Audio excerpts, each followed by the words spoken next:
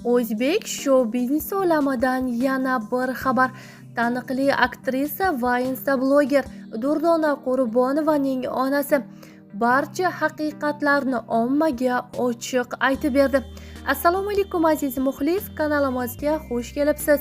O'zbek va jahon shou-biznes olamidagi eng tezkor va qaynoq yangiliklardan, birinchilardan bo'lib xabardor bo'lishni istasangiz, kanalimizga obuna bo'lib, videoroliklar ostiga bor yo'g'i bir donadan like hamda podpisatsiya tugmachalarini bosib qoldirishni yodingizdan chiqarmang. Aktrisa Durdona Qurbonovaning onasi Feruza Mansurova qiziga qanday rol o'ynashi, oila a'zolari tomonidan taqiqlangani va xonanda Imron bilan munosabatlari haqida gapirib berdi. Durdonaning dunyoqarashi oldin boshqacha edi, hozir butunlay boshqacha.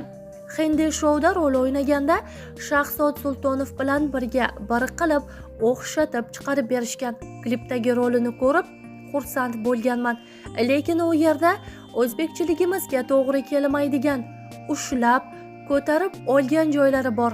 Dadasida ham, tog'alarida ham shunaqa joylarini olmasligi kerak edi degan narsa bo'ldi. Rol o'ynasin, lekin bunaqa taniladigan bo'lsa, tanilmay qo'ya qolsin deyishdi. O'zbekchiligimizga to'g'ri kelmaydigan rollarni ham boshqacha chiroyli qilib o'ynab bersa ham, u yerini, bu yerini ushlab o'ynamasin deb fikr bildirishgan. O'shanda o'zim ham gapirganman. Uning dunyoqarashi oldin boshqacha edi, hozir butunlay boshqacha. O'zi ham intervyuda hozirgi aqlim bo'lganida o'sha rollarni o'ynamagan bo'lar edim deb aytgan. Durdona ham Imron ham hayotda hech qachon bir-biriga teskari bo'lmagan. Imronni hurmat qilaman.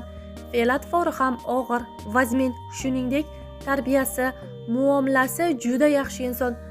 Durdona Imron bilan yaxshi partnyor. Odamlar shunaqa qabul qilishdi. Imron chiqqanda Durdonani, Durdona chiqqanda Imronni ko'z oldilariga keltiradigan bo'lib qolishgan.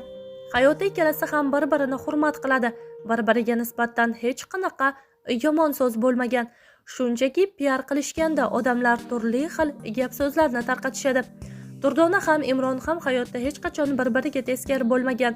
Munosabatlarda yomon narsani sezmaganmiz.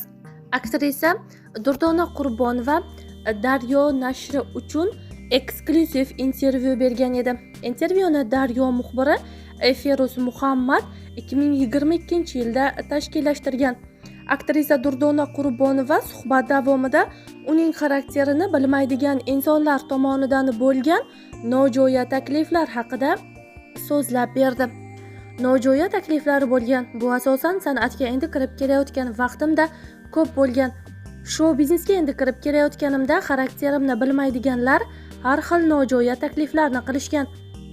Ko'pchilik qizlar shou-biznesga endi kirib kelayotgan vaqtlarida mashhur bo'laman deb kirib keladi. U mashhur bo'lishi uchun kimlardir nojo'ya takliflarni qiladi.